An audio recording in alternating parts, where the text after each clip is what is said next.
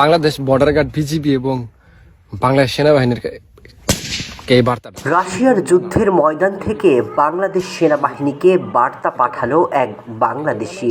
জানালেন, ছোট্ট দেশ হয়েও ইউক্রেন কিভাবে রাশিয়ার সাথে টিকে রয়েছে।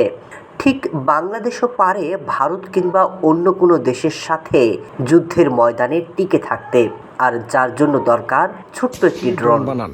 এফএপি ড্রোন, যে ড্রোন, এটা বানান। এইটা বানাইলে বা এটা আপনারা যদি তৈরি করেন, একটা এফপিপি ড্রোন দিয়ে প্রায় 80 কিলোমিটার রাস্তা আপনার নিয়ন্ত্রণ করা সম্ভব। 80 কিলোমিটার রাস্তা।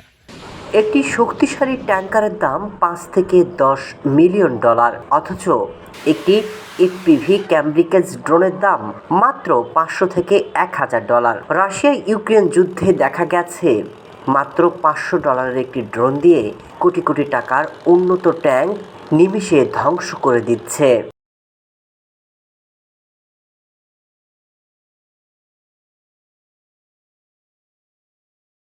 বাংলাদেশের মতো সীমিত প্রতিরক্ষা বাজেটের দেশের জন্য এটি একটি দারুণ সুযোগ।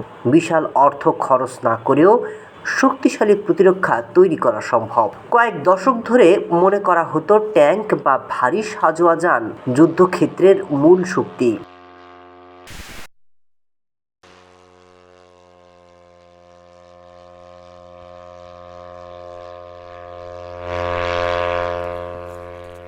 সামরিক ক্রয়ে শুধু ভারী এবং ব্যয়বহুল অস্ত্রের উপর নির্ভর না করে ড্রোন এবং অ্যান্টি ড্রোন প্রযুক্তিতে গুরুত্ব দেওয়া প্রয়োজন।